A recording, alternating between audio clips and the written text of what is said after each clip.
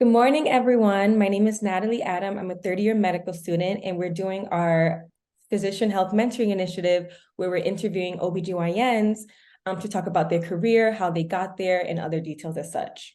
So here we have Dr. Pamela Brug, who I'll allow to introduce herself.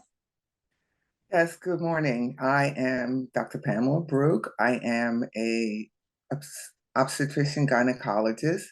I'm on faculty at the Robert Wood Johnson Medical School in the Department of OBGYN. I also serve on the faculty of the Women's Health Institute for Advocacy and Community Outreach.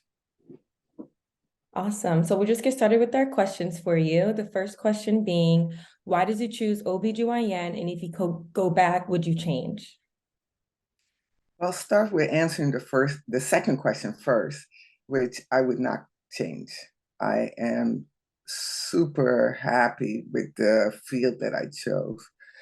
I actually started in medical school thinking I was going to be a pediatrician, and pediatrics was my first, like close to my first rotation, and I did not like it. I didn't feel a connection. It was very hard also for me at that time. I was doing a rotation in a hospital that had a huge heme-onc unit, and emotionally it just tore at me. And so I came out of there saying pediatrics is not for me, and went into each rotation basically trying to see where I could fit in. And I did obstetrics and I liked it. I also did surgery and I liked it. And in the beginning of my fourth year, I did emergency medicine and liked it. But what decided against surgery was that at the time that I was going through, there were very few women in surgery. And the ones that I saw were just not treated well. And there were no Black women surgeons for sure. So I didn't particularly want to put myself through that. And then when I did obstetrics, to me, it was like the best of all the worlds. It had some of emergency room medicine, it had medicine, and it had surgery. And I loved it. And that's how I decided to apply for residency in OBGYN. I love that you mentioned why you didn't prefer certain specialties, because sometimes it's not always why you do prefer something, but to help you rule out other specialties why you don't like it. So I'm glad you mentioned that. The second question is, how do you manage work-life balance? Well, first of all, I have and had fantastic families. I had family support. I never left the state of New Jersey. I grew up here in New Jersey, went to school, both undergraduate and medical school, and did my residency here. I got married when I was just before I graduated medical school, and I had so much support that helped tremendously. And then when we had my first son, when I was a resident, we decided we needed to move because we were thinking about what school system. So we moved back to my town because I knew it well. But I think as I got further in my career, I think I started to do a better job. It's overwhelming. When you're a resident, you don't have a choice. And at that point, there were no work restrictions policies in place. So we worked a lot of hours. So it was very difficult. As I got older, I always placed my family as number one in the decisions that I made. So when I decided to do certain, join or do certain practices, I always looked at, well, how will it impact my family? And what are the things that I could do to make it better? So I picked and did a job in the beginning when my kids were very young, which didn't pay a lot, but it gave me a lot of flexibility. So I was able to go to parent teachers meetings. I was able to see them play soccer. I was able to go to the ballet or their dance recitals, music. I was able to do those things. We were able to take vacations. And that was worth it for me. But I think the main thing is to make choices based on your priorities in order to create what they call now work-life integration, right? So that the two are seamlessly working in sync together. And now, as I'm, much further in my career, it's just definitely easier for me to make those kind of choices to make it more simpler. To follow up on that, did you make the choice that you were going to put your family first before you stepped into your career or after? Because I know a lot of my peers, we struggle with saying like, I'm going to put my family first versus I'm going to put my career first, because you worked this hard to get to where you want to go. Was that choice made before? And if it's before, did that make it easier during the process where you have all that pressure, that stress, but you know you're standing firm on the choice you made that my family comes first before anything? Does that make sense? Yes, it definitely does. And I think my family coming first is because of the family I grew up in, right? I just felt, even when I was younger, that family was the most important thing. And I also knew that they were my support system, right?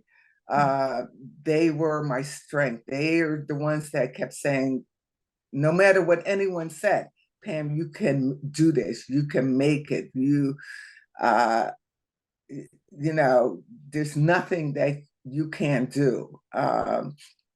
So I always knew that family was very important to me. And then when I had my own family, uh, I think it just made it an easier decision for me to do that, to make that choice that family came first.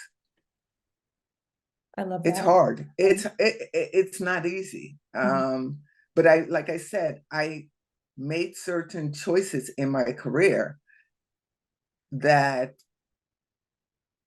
like you say, either climbing the academic ladder or income wise, right?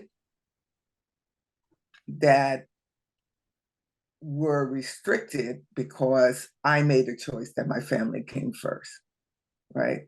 Gotcha. That's beautiful. Now, this next question is a question that is always asked by students.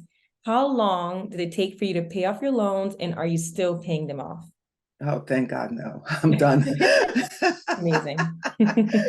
Ooh, but it took me, and I had to go back and look, but it took me about 10 to 14 years to pay back my loans.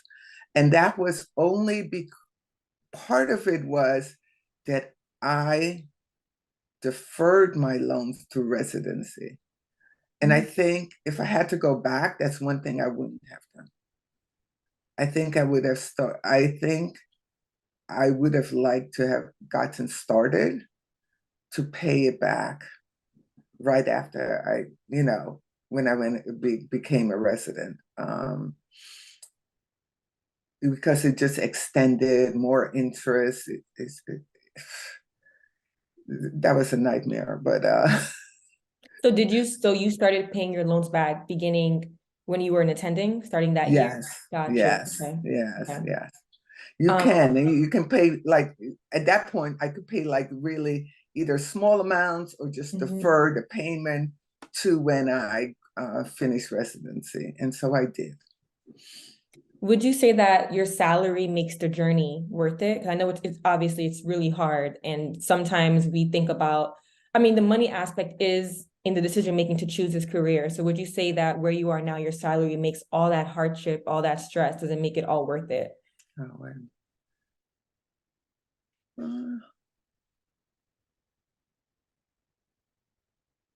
wait a minute, you froze just now, but Oh, sorry. I Did you think hear it my was on my question? end. But yes, I heard the question. I don't know how much I pay attention to the salary. Um, yes, the salary is great. You make money, you have money. There's certain things that you don't necessarily have to worry about. There's also, it brings you certain things, right? Um, but I can't say that it was part of my decision making Got it. in going into medicine. And I think I was very naive. I really didn't, I knew doctors made good salaries and, or good money, but I never realized how much. I, I don't come from a wealthy family. I come from a working class family. And my husband does too. So we never really, I think, what I would call overextended ourselves or went into like the idea that we need to have all these things. So I think that also made things a little bit easier in our decision makings. Um, he is he grew up and came here as basically a young adult. So he also has a totally different perspective of how life can be and what is important. So yeah, so the money aspect really didn't come into play. But I consider it just a God-given blessing. Just like, wow, I'm doing something I love and I'm being paid, even though sometimes you hear, like, if you think about it, you complain and say, oh my God, I should be being paid more compared to X, Y, and Z, right? But all in all, I mean, it is just, I'm telling you, a God-given blessing that I am able to do what I do and get paid very well. So to put it in perspective, right?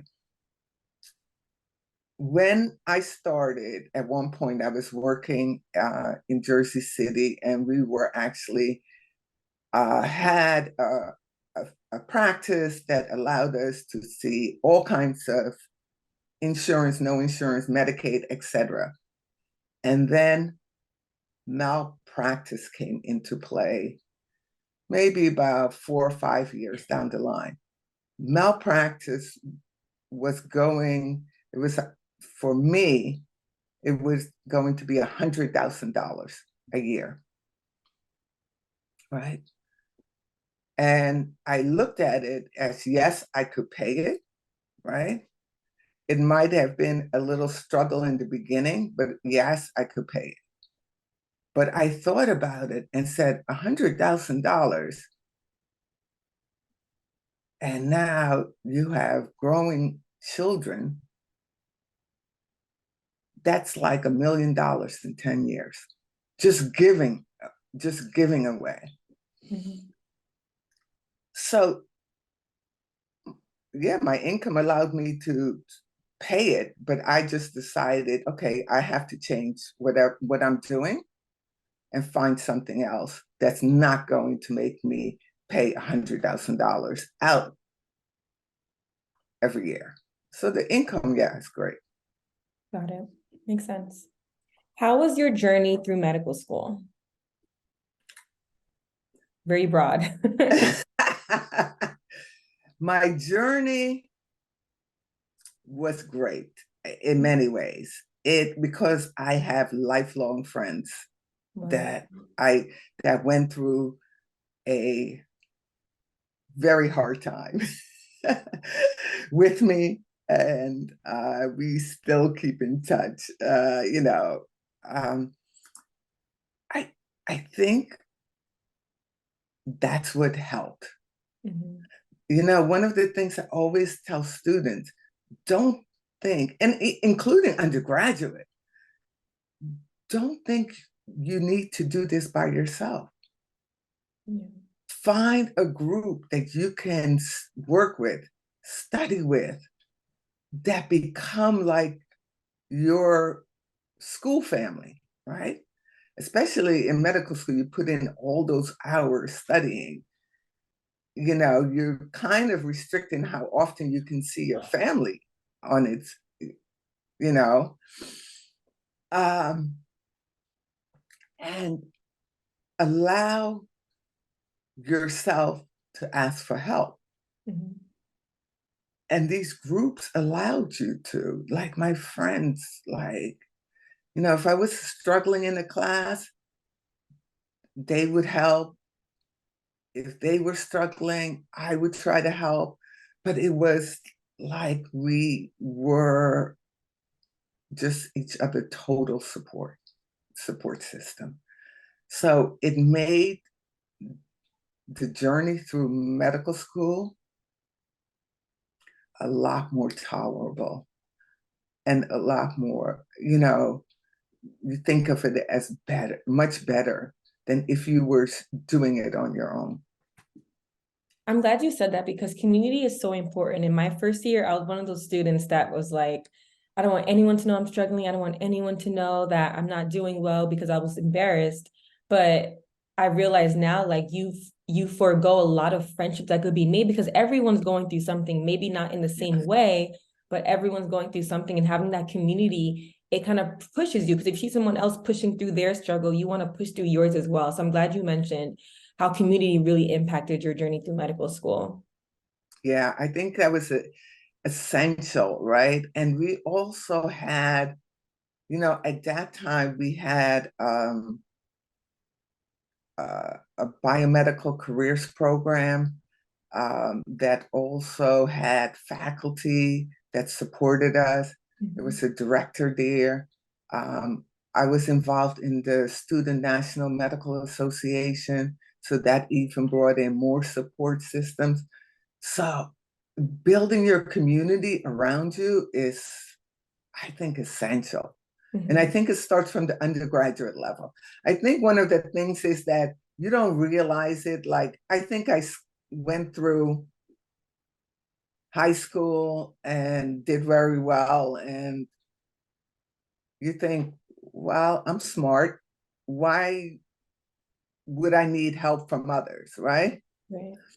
But as you go through, you realize that other people, like you said, are having other journeys, but they also have stumbling blocks. And you Right. may be able to help them through their stumbling blocks, right? In undergraduate, one of the things that I found is there were people that were smarter than me. I went to Douglas, which is part of Rutgers, right? But the reason that they didn't survive was that they couldn't take the microaggressions or sometimes overt racism that existed, and they just transferred out. Mm. And it had nothing to do with their intelligence, or they just couldn't take it anymore. They started failing and had to leave, right? And so it was. I, on the other hand, grew up in a predominantly white town. So I had kind of built up some type of coping skills and some, just basic understanding of how to maneuver and how to take care of myself under those circumstances. And then I found a network of people who actually could continue to help support me, and I support them. And so I think that's where I understood how important community was. Did you take a gap year after your undergraduate schooling? Why or why not? And based on where you are now, are there any pros and cons to taking a gap year? There was no such thing as a gap year when I was going Oh, there. There was no, I wish I did. To say my daughter uh, in college took a gap year between her before her junior year and did an internship abroad. She went to Amsterdam, and I saw like such growth and independence and just understanding of who she was that I would recommend it to anyone. yeah. The school will always be there, but those type of experiences, I think, are tremendous, uh, and it helps you as an individual and your growth. I love that you said that because I didn't take a gap year, but I was in the Access Med program. So we took a couple classes in undergrad. So those same classes in med school, we didn't have to take them. So that was kind of like our 8-month gap. So it wasn't a gap year, but it was like a gap for us. And so I'm so grateful because I don't think I could have done any of this if I didn't have that time in between to kind of remind myself why I'm doing what I'm doing, remind myself, or even discover who I actually am after college, you know? So I'm glad you said that. Yes, yes. As a pre-med student, did you take any challenges pursuing this route? I think, yeah, I mean, I think that I didn't have, like I said, I came from working families who didn't, and immigrant family, actually. My parents were both from Suriname. Uh, I had no idea about the American school system and kind of figured that I knew. Not that they weren't helpful, they just didn't know what needed to be done. Um, and I think that I had one teacher who was a biology teacher in high school who actually made me feel that I could do whatever I wanted to do. And I think I took biology just because of her, right? I was like, oh yeah, I'll go into biology. And then I added sociology to it. But, and then when I was going in undergrad, it's not like somebody's, directed you on what you needed to do and how. I happened to meet um, another scientist, Dr. Essien. I'll never forget. She's like, you should go to this program. You can go to medical school, right? And that's how I ended up at Robert Wood. Well, it was Rutgers Medical School then. That's how I ended up there. I mean, she was like the only Black woman in the whole department of biology department. I think at that time, I think she was the only Black woman in all of the sciences. And she is the one who pushed me along and guided me. So to follow up on that, it seems like, you were blessed enough to have mentors along the way. How would you advise students now? Because a lot of students ask, like, how do I find a mentor if they don't have that connection automatically? So how would they go about finding a mentor in this time? Yeah.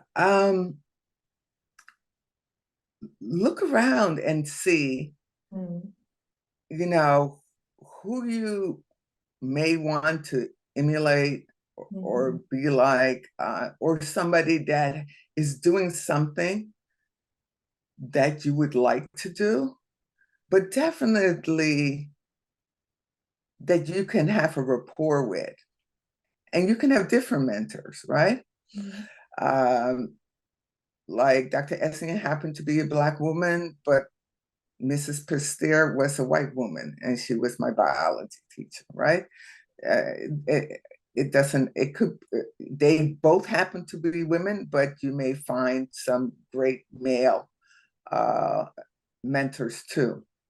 And then look into our different associations. I mean, as within our community, the Black community, whether it's in our sororities, in our fraternities, there are mentoring programs.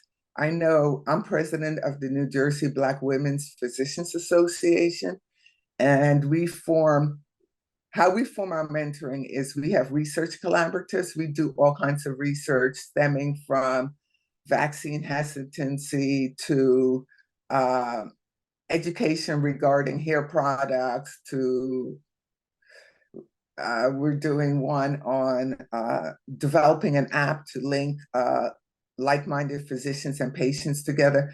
We're doing all kinds of, but during those research collaboratives, we developing and mentoring kind of relationship with a lot of our students. And those students are from everywhere, I think, because I'm at Rutgers and a lot of us are at Rutgers. A lot of our students are Rutgers, both in Newark and in New Brunswick. But I think that we have a National Medical Association, a New Jersey chapter. Actually, our secretary is president of that chapter. And there are, members there that are willing to be mentors. I think it's just a matter of reaching out and trying to see what you're looking for in a mentor, and remember that it's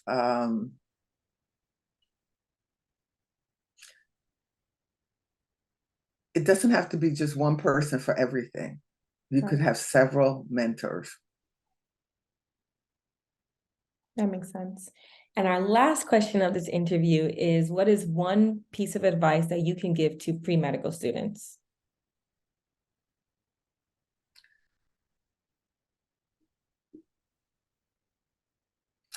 I think I said it already, which is the group, finding your network, finding your support. I think that is essential. Besides that, don't be afraid to reach out for help and advice. A lot of times we get emails because people search online and they find our association, and the students will have made decisions that were not in their best interest. And for us to now to try to change the course is sometimes very difficult. And so I would say is if you're having a difficult time, you can't find someone to within your school, then reach out externally and try to get some really good advice. And don't, I think people listen maybe to friends and family that are not in the medical field. And I know they're trying to do the best for the student, but I think it's important to reach out to people that really understand the system and can help guide you in an appropriate way, and not, unfortunately, end up with decisions that have lifelong, consequences. Mm-hmm. Well, Dr. Brug, I want to thank you so much for sharing your experiences with us. This is going to help a lot of pre-med students who are striving to go into the medical career, specifically interested in OBGYN. So thank you so much for giving us your time, giving us your wisdom, and giving us your advice. No, thank you for having me. It's a pleasure. I wish you and all your classmates the best. Thank you so much.